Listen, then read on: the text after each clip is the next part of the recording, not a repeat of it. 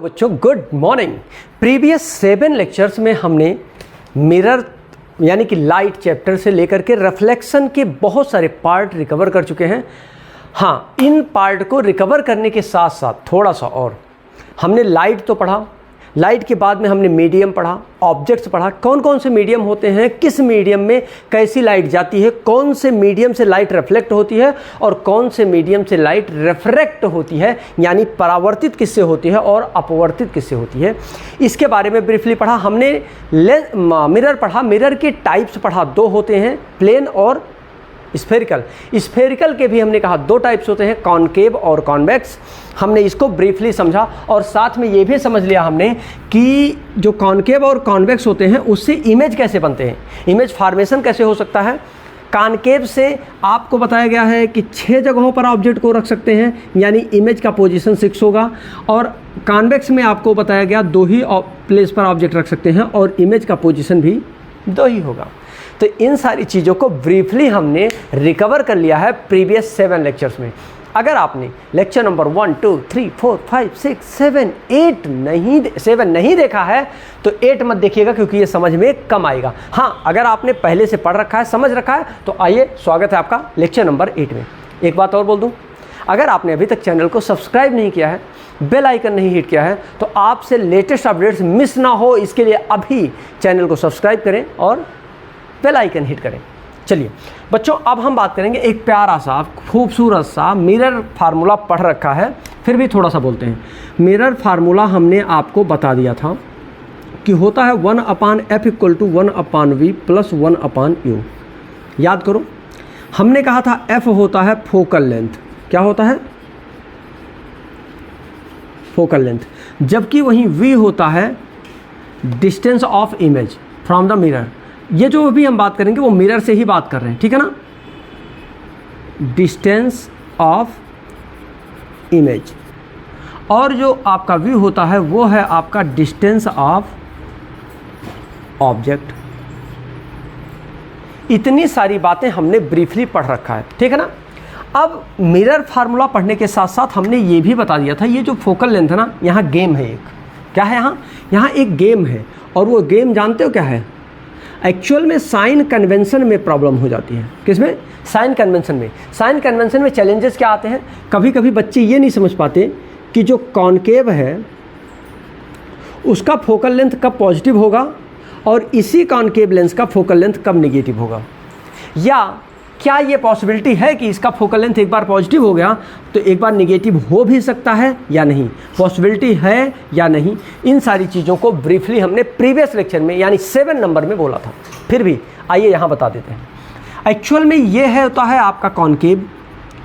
Concave, इसको हमने हमेशा कहा है पोल को आप ओरिजिन मान लेना, और जब आप कोऑर्डिनेट का ओरिजिन मानोगे तो लेफ्ट साइड में ये क्या होता है, ये -x होता है, जबकि यहीं ये क्या होता है +x। अपवर्ड डायरेक्शन क्या होता है +y, जबकि डाउनवर्ड क्या होता है -y। सेम कंडीशन, इस पोल से लेफ्ट साइड की जितनी भी डिस्टेंसेज आएंगी वो सारी की सारी निगेटिव, इस पोल से राइट साइड की जितनी भी डिस्टेंसेज आएंगी वो सारी की सारी पॉजिटिव। अपवर्ड इसकी जितनी भी डिस्टेंसेज आएंगी वो क्या होंगी, पॉजिटिव, और डाउनवर्ड जितनी आएंगी वो निगेटिव होंगी।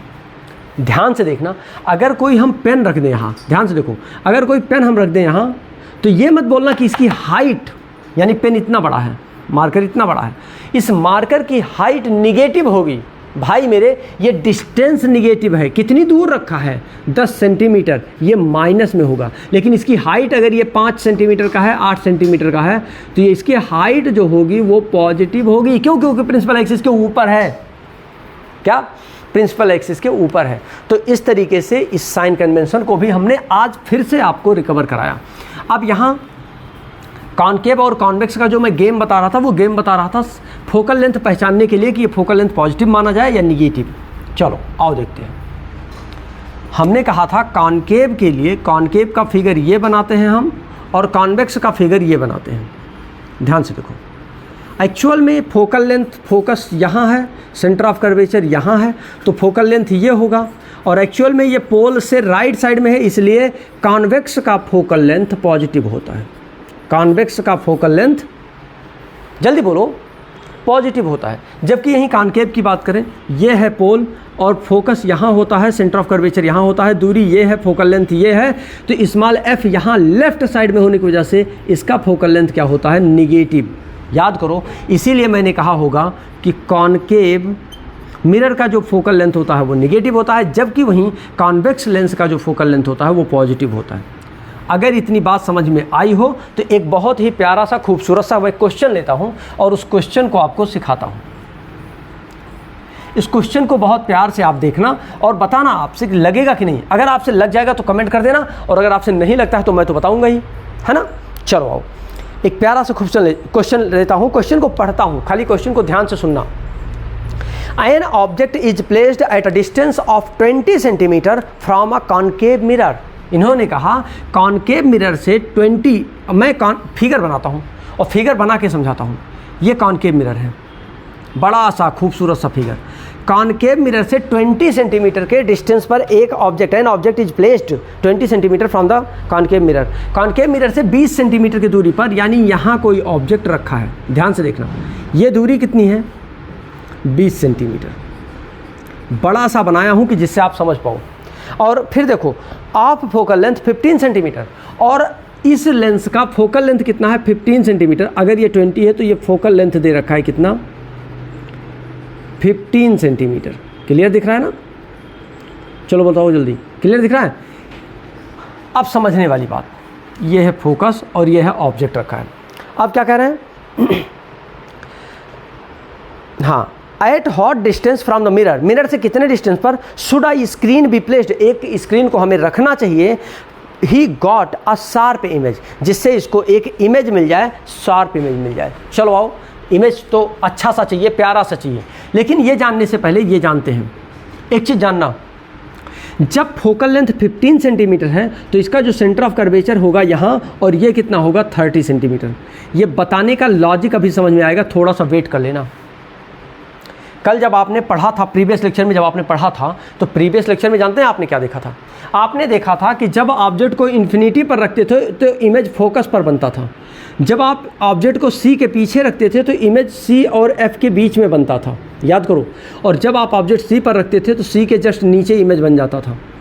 और जब आप ऑब्जेक्ट को सी एफ के बीच में रखते थे तो इमेज इसके पीछे बनता था। जब आप एफ पर रखते थे तो इन्फिनिटी पर बनता था। और जब आपने पोल और फोकस के बीच में रखा था ऑब्जेक्ट को, तो आपने देखा था इमेज कैसा बन गया था, वर्चुअल एंड इरेक्ट।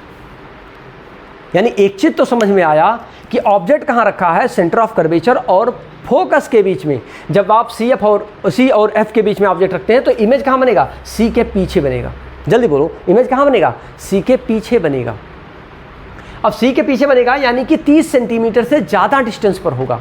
अब 30 के बाद कितना होगा, 35, 40, 50, 60, 70, 80, 90, 100 कितना सेंटीमीटर होगा, हमें ये इसके बारे में मालूम नहीं है और ना कोई जानकारी चाहिए अभी। कब तक, जब तक हम क्वेश्चन को लगाएंगे नहीं। चलो आगे बढ़े, आओ। अब इतनी बातें समझ में आई तो अगर आपने देखा होगा तो आपने देखा डिस्टेंस ऑफ ऑब्जेक्ट यू दिया है 20 सेंटीमीटर, वी नहीं मालूम है, वी आपको फाइंड आउट करना है, जबकि वहीं एफ मालूम है 15 सेंटीमीटर। अच्छा एक चीज़ बताओ हमको, जल्दी बोलो, कॉनकेव मिरर है तो फोकल लेंथ क्या होगा, पॉजिटिव या निगेटिव? जल्दी बोलो, जल्दी बोलो, कमेंट करो, कमेंट करो, कमेंट करो, कमेंट करो। फोकल लेंथ पॉजिटिव होगा या निगेटिव? बहुत बढ़िया, बहुत खूब, निगेटिव होगा, यानी ये -15 हो जाएगा। और ऑब्जेक्ट किधर रखा है, इस पोल से लेफ्ट में रखा है, इसलिए ये भी क्या हो जाएगा, निगेटिव। क्या हो जाएगा, ये भी लेफ्ट में रखा है, इसलिए ये भी क्या हो जाएगा, निगेटिव। ठीक है ना? अब आओ देखते हैं, U और F दोनों निगेटिव हो गया। अब V कहाँ होगा, हमको भी पता है निगेटिव ही आएगा। क्यों? क्योंकि आपने अभी जस्ट कहा है कि सर आपने C और F के बीच में ऑब्जेक्ट को रखा है, तो जब हम ऑब्जेक्ट को C और F के बीच में रखते हैं तो इमेज कहाँ बनता है, C के जस्ट पीछे। जल्दी बोलो, C के पीछे, यानी अनंत पर नहीं बनेगा, अनंत से पहले बनेगा।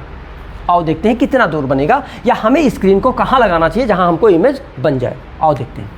अब आपके पास एक मिरर फार्मूला है 1/f = 1/v + 1/u। इसमें उठा के वैल्यूज को पुट कर दीजिए, या फिर v फाइंड आउट करना है, v को यहाँ ऐसे ही रखिए और f यहाँ है और इस u को इधर ले जाइए, तो 1/f - 1/u। अब ठीक है, वैल्यूज को रख सकते हैं। f की वैल्यू है 15 सेंटीमीटर विद निगेटिव साइन, चिन्ह का ध्यान रखना, 15 माइनस u की वैल्यू क्या है, -20 सेंटीमीटर। इसका एलसीएम निकाल लो आप, क्या आएगा, ये एक्चुअल में हो जाएगा माइनस, निकाल दूँ, आएगा एक्चुअल में 60, कितना आएगा 60 आएगा। कैसे, 23 जा 60 और 15 4 जा 60, यानी देखो इधर 23 जा यानी 3 से हम मल्टीप्लाई कर दें ऊपर नीचे, और यहाँ 15 4 जा 4 से मल्टीप्लाई कर दें, ये हो जाएगा -3 माइनस ऊपर चला जाएगा 4 जा 4 -4 बाई 60 इक्वल, सॉरी, और ये माइनस क्या हो जाएगा प्लस 3 1 जा 3/60। क्लियर है इतनी बात? अगर इतनी बात समझ में आई तो थोड़ा सा मैं आगे बढ़ूँ, ये हो जाएगा -4 + 3/60, यानी ये हो जाएगा -1/60, यानी 1/v। तो v इक्वल टू क्या हो जाएगा, जल्दी बोलो, 60 हो जाएगा विद निगेटिव साइन, यानी v इक्वल टू कितना आया, 60 सेंटीमीटर आया। यानी जल्दी बोलो, स्क्रीन हमारा कहाँ होना चाहिए था, स्क्रीन होना चाहिए 60 सेंटीमीटर दूर, यानी c के पीछे 60 सेंटीमीटर पर। अब समझ में आया? अच्छा, हो सकता था मेरे मुंह से निकल जाता इसका नेचर भी बताओ क्या, मैं एक क्वेश्चन इसी में बढ़ा देता हूँ, मान लो यही क्वेश्चन में एक इंक्रीज हो जाता, नेचर बताओ। अच्छा जल्दी बोलो, क्या बताओगे? जब इधर बनता है इमेज तो क्या होता है, रियल बनता है और इन्वर्टेड बनता है। तो नेचर हमेशा याद करो, बार बार आपको रियल एंड इन्वर्टेड। अच्छा, हिंदी मीडियम के बच्चे सोच रहे होंगे हमको नहीं बताया जा रहा है, वास्तविक होगा और सीधा, वास्तविक होगा सीधा कैसे भाई साहब, इन्वर्टेड का मतलब क्या होता है, यह बात, यही तो समस्या है। अगर सर ने कह दिया है हाथी उड़ गई तो मानने को तैयार है हाथी उड़ गई, क्यों? क्योंकि सर ने कह दिया। या आपको बार बार 1000 बार बताया हूं कि रियल जितनी भी इमेजेस बनेंगी वो कभी भी इरेक्ट नहीं बनेंगी, हमेशा इन्वर्टेड बनेंगी। Real image always be inverted. समझ में आया? तो इस तरीके से इस क्वेश्चन को आप सॉल्व कर सकते हैं और अपने सफलता की शुरुआत बहुत तेज़ी से करते हुए आगे बढ़ सकते हैं। तो मिलते हैं आपसे लेक्चर नंबर 9 में, तब तक के लिए wish you all the best, bye bye, take care.